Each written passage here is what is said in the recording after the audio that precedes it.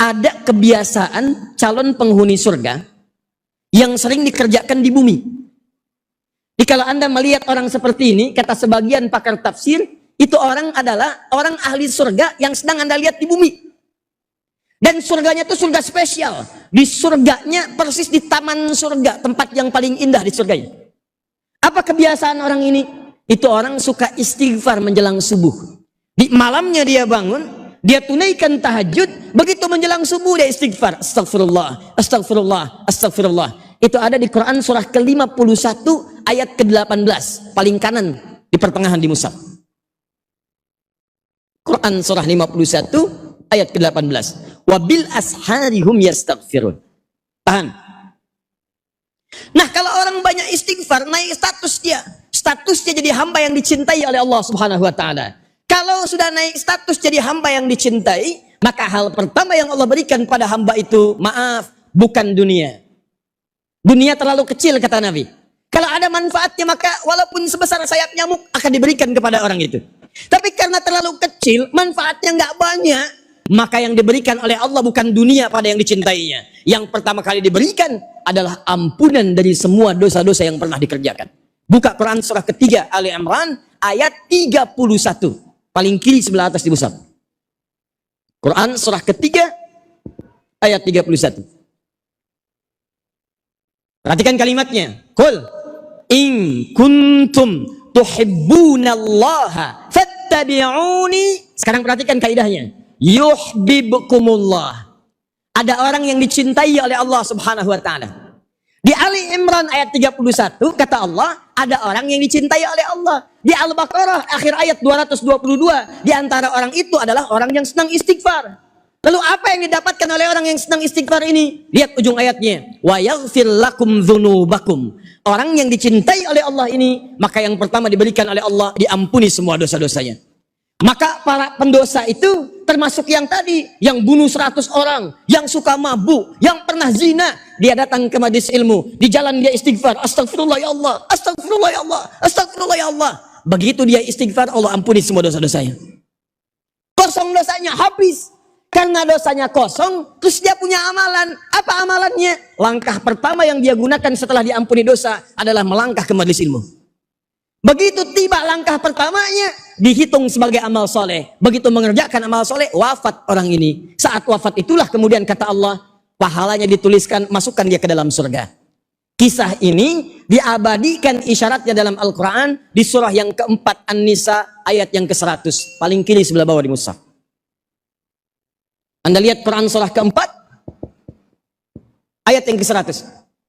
Lihat ujung ayatnya. Wa may yakhruj min baitihi muhajiran ilallahi war rasuli thumma yudrikhul maut faqad waqa'a ajruhu 'ala Allah. Siapa yang mau berubah, berhijrah. Hijrah itu bukan pindah tempat. Hijrah itu berpindah dari kebiasaan yang tidak disukai oleh Allah, pindah kepada keadaan yang lebih disenangi oleh Allah Subhanahu wa taala. Tidak mengharuskan pindah tempat. Anda misalnya tinggalnya di mana? Di Tangerang. Rumah Anda misalnya di komplek Alam Sutra. Tinggal di Alam Sutra. Ini ada Masjid Al-Asmaul Husna. Ini masjidnya, ini rumah Anda di sini. Jarak ke masjid cuma 5 meter. Bahkan speaker masjid itu ke rumah Anda begini. Ada yang jaraknya 500 meter dari masjid. Yang 500 meter sebelum adzan tiba, dia sudah ke masjid. Adzan asar misalnya. Jam 3, 15, 18, misal saja. Misal. Begitu tiba adzan asar, 15, 18. Ini sebelum adzan sudah ke masjid. Yang 5 meter, ini mic masjid. Toanya. Jarak cuma 5 meter. Arah mic-nya ke rumahnya. Allahu Akbar. Sudah sampai komat. Belum tergerak hatinya untuk ke masjid. Ini sepeda ada, motor ada, mobil ada. Ini tidak memiliki apapun untuk berangkat ke masjid kecuali sendal dan kakinya. Perhatikan baik-baik. Kata Allah, siapa yang ingin hijrah, ingin berubah, ingin lebih dekat dengan Allah, datang ke majelis ilmu dia mau belajar, ingin dekat dengan Allah dan tuntunan Rasulnya. Maaf, baru keluar rumah, baru jalan, belum nyampe ke majelis, thumma yudrikul maut. tiba-tiba maut menjemputnya lebih cepat dari apa yang ia bayangkan. Faqad pakai fa dan qad. Fa-nya harfu atfin rabitin baina syai'aini bila hudud. Huruf yang merangkai dua peristiwa berlangsung dengan cepat. Qadnya harfu tahqiq, huruf yang menjamin memastikan sesuatu. Kata Allah, begitu dia wafat, kejadian pertama wafat. Kejadian kedua, pemberian pahala untuk masuk ke surga. Antara wafat dengan dikasih pahala, fa, tidak ada jeda. Begitu orang ini wafat, seketika pahalanya diberikan. Qad, saya jamin, kata Allah, kalau orang ini benar-benar berniat untuk berubah, walaupun belum sampai ke majelis ilmu, wafat di tengah jalan, maka saya akan langsung cepat berikan pahalanya, dan saya jamin surganya. Begitu cara menerjemahkannya. Maksud saya begini, orang belum nyampe ke masjid saja, belum nyampe ke majelis ilmu, wafat di tengah jalan, bisa masuk surga.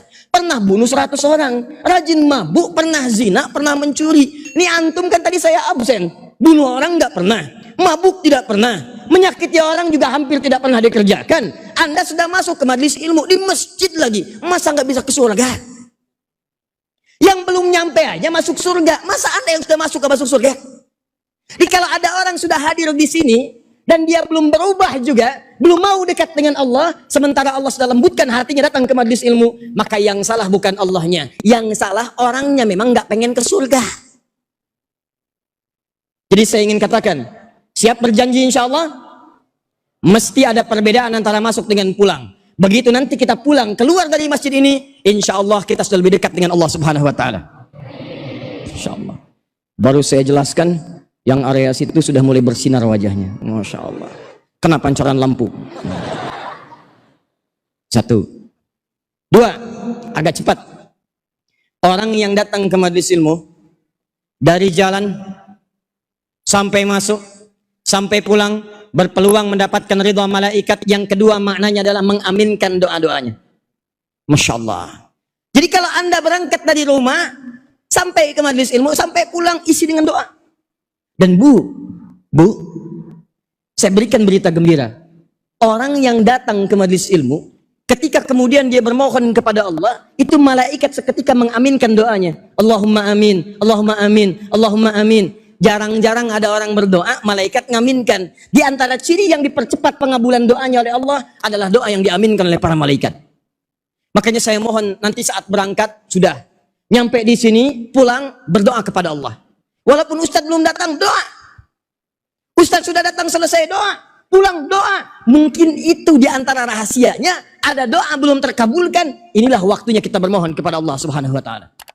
Yakin insya Allah?